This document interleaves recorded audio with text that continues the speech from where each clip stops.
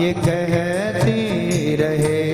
नित्य घन श्याम रसना ये कहती रहे। अपने तन मन को मोहन पे बारे रहे, अपने तन मन को मोहन पे बारे रहे। हम उन्हीं के रहे, वो हमारे रहे। श्याम सुंदर सदा हमको प्यारे रहे, हम उन्हीं के रहे, वो हमारे रहे। हम उन्हीं के रहे, वो हमारे रहे। हम उन्हीं के रहे, वो हमारे रहे। वो हमारे रहे, वो हमारे रहे, वो हमारे रहे। श्याम सुंदर सदा हमको प्यारे रहें, हम उन्हीं के रहें, वो हमारे रहें। वृतासुर यही तो कह रहा है महाराज, ना नाक पृष्ठम न पारमेष्ठ्यम न सर्वभौमम न रसाधिपत्य न योग सिद्धि पुनर्भव सामजस्य त्वा विरहकांक्षा।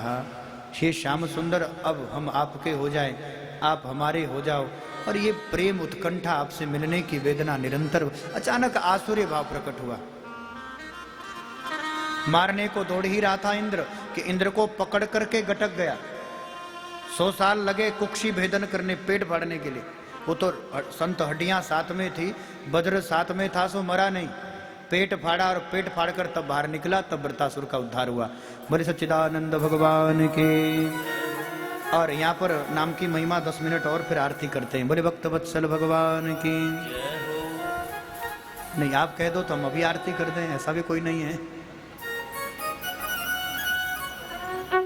छठा स्कंद पूरा कर लेते हैं। आगे चलकर मनमंत्रों का वर्णन है। ब्रह्मा जी का एक दिन एक कल्प के बराबर होता है, और एक कल्प में 14 मनमंत्र होते हैं। ब्रह्मा जी की उम्र ज्यादा नहीं है। सुखदेव कहते हैं केवल ब्रह्मा जी 100 वर्ष के हैं। कितने साल के हैं? ब्रह्मा जी की उम्र मात्र 100 वर्ष की है, लेकिन इनका एक दिन एक कल्प के बराबर होता है। इनके एक दिन को ही एक कल्प कहते हैं। जैसे देवताओं के दिन को अयन कहते हैं। 6 महीना सूर्य उत्तरायण रहता है तो देवताओं का दिन रहता है। 6 महीने सूर्य दक्षिणायन होता है तो देवताओं की रात्रि रहती है। हमारे 1 वर्ष पूरे होने पर देवताओं का एक दिन एक रात पूरी होती है। इसलिए देवताओं के दिन रात को अयन कहते हैं। ब्रह्मा जी के एक दिन को ही एक कल्प कहते हैं। एक कल्प में 14 मनमंत्र होते हैं। ब्रह्मा जी के एक दिन में 14 मनु बदलते हैं, 14 सप्तऋषि मंडल बदल जाता है, 14 इंद्र भी बदल जाते हैं, क्योंकि एक कल्प में 14 मनमंत्र होते हैं। और मात्र एक मनमंत्र में 71.5, हम उसको 72 ही मानते हैं, 72 चतुर्युग होते हैं। एक मनमंत्र में 72 बार राम कृष्ण का अवतार हो जाता है, तब एक मनमंत्र बनता है। ऐसे 14 मनमंत्रों में एक कल्प होता है। आप विचार करें, ब्रह्मा जी के एक दिन में 1000 चतुर्युग होते हैं। 71.5 को 14 से गुना करो तो 1000 ही बनते हो। तो ब्रह्मा जी का एक दिन में 1000 बार कलयुग आता है, 1000 बार राम कृष्ण आकर के चले जाते हैं। तो ब्रह्मा जी के लिए तो हम कीड़ी मकोड़ी भी नहीं है, यूं ही मान सकते हैं भाई। अरे भैया, केवल कलयुग की उम्र 4,32,000 वर्ष है। द्वापर दुगुना 8,64,000, और फिर दुगुना त्रेता और फिर सतयुग, तब बना एक चतुर्युग। ऐसे चारों युग 1000 बार आकर चले जाएं तब ब्रह्मा जी एक दिन के होते हैं। ऐसे ब्रह्मा जी बस 100 साल के हैं, सच्चिदानंद भगवान। बाकी गिनती हिसाब किताब घर में कर लेना। ऐसे कल्प मनमंत्रों की कथा सुनाते हुए कहा कि एक मनमंत्र में भगवान का मत्स्य आदि अवतार भी हुआ है। तो एक मनमंत्र की वो कथा भी बताई, नाम की महिमा का वर्णन किया। सुखदेव कहते हैं परीक्षित भगवान के नाम की बड़ी महिमा है। कितनी महिमा है महाराज? कहते हैं कोई जानबूझ के लें, किसी के कान में नाम पड़ गया, किसी की वाणी से जानबूझकर कोई माला लेकर बैठा है, केवल और केवल उसका उद्धार नहीं होता। भगवान के नाम की इतनी महिमा है, कोई अनजाने में भी ले ले, किसी के कान में भी अनजाने में कथा पड़ जाए, मन तो था नहीं पर शर्मा जी नाराज हो जाएंगे, कथा में तो जाना पड़ेगा। अब अनजाने में भगवान का नाम कान में पड़ गया, जानबूझ के लो तो भी तरो, और अनजाने में भी लिया तब भी तरना ही पड़ता है। तो भगवान के नाम की महिमा क्या है? जानबूझकर लोगे तो भी तरो, और अनजाने में नाम का आश्रय लिया तब भी तरना ही पड़ेगा। क्यों?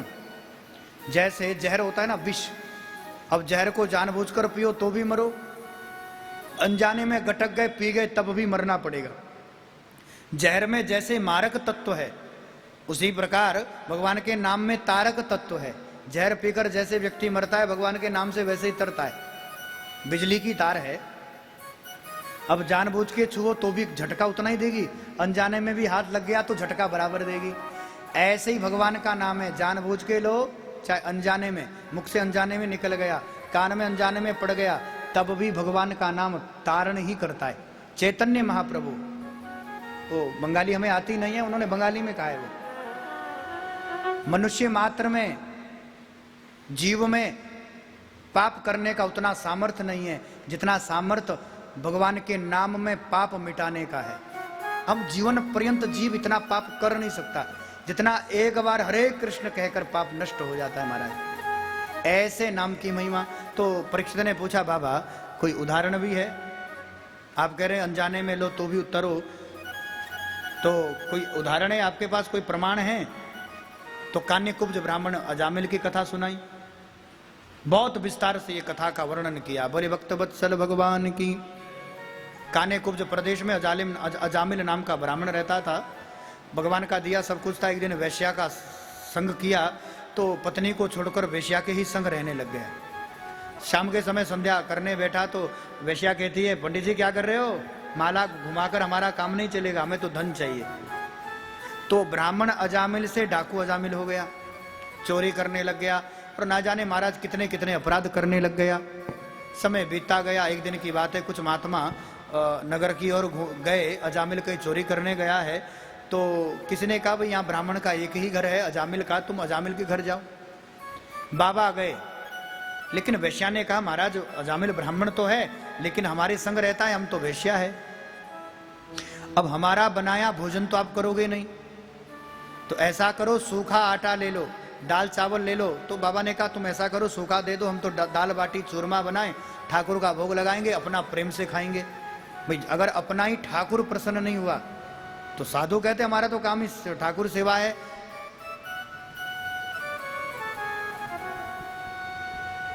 ऐसे तो हमारे ठाकुर परम सेठ है, हमारो सांवरिया सरकार, ऐसे तो उनकी गिनती परम सेठ में होती है, कोई कमी नहीं है, लेकिन फिर भी हमारा काम तो उनकी सेवा करना ही है।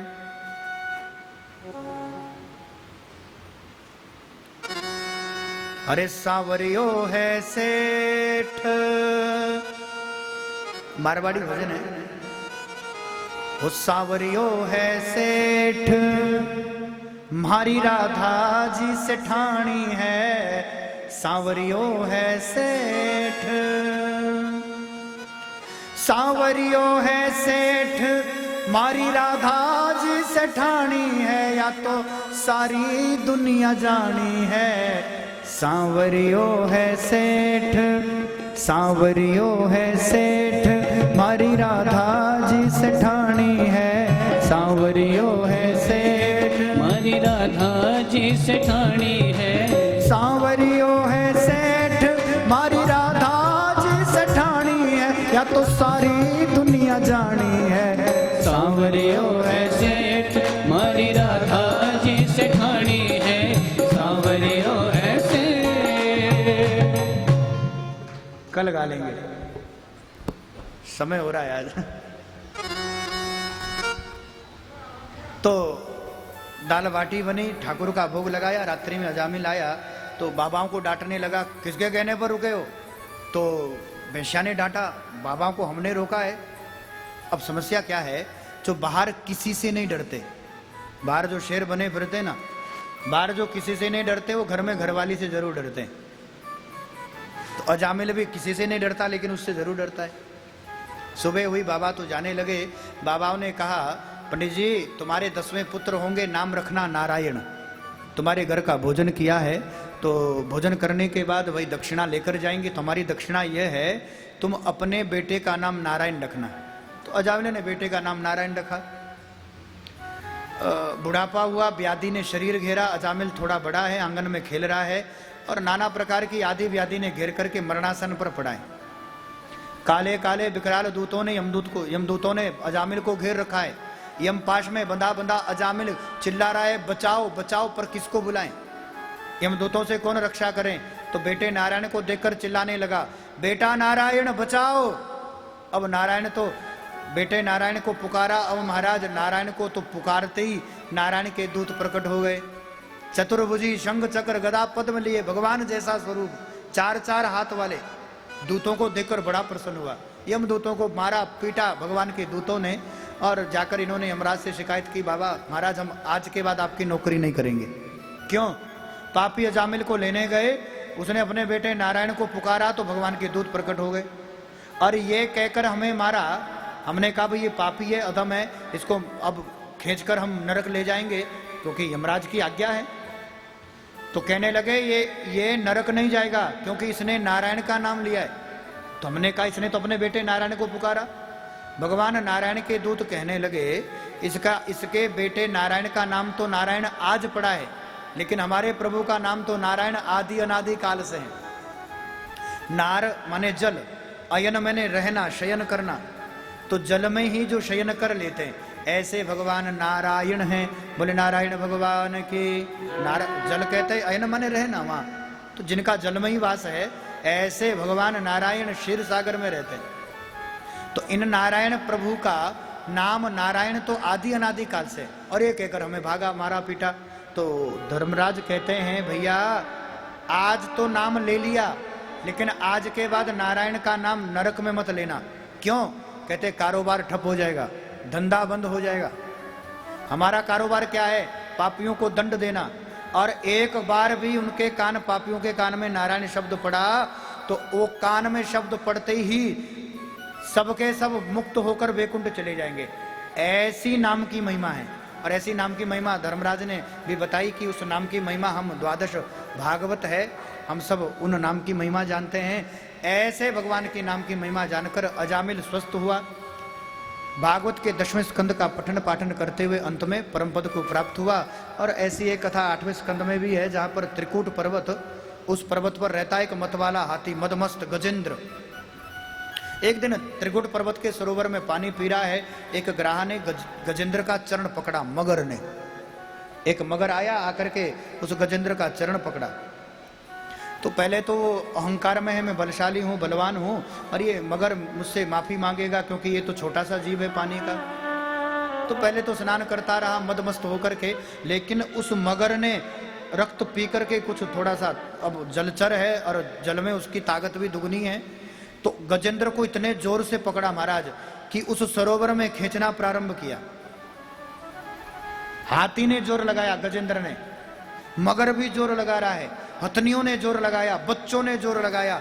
कई महीने बीत गए, लेकिन जब लगा कि ये गजेंद्र डूबने वाला है तो घरवाली ने भी साथ छोड़ दिया, बच्चों ने भी साथ छोड़ दिया। तो जब बुरा टाइम आता है तो सबसे पहले अपने खास जो होते हैं ना, वो साथ छोड़ जाते हैं। बोले भक्त वत्सल भगवान की।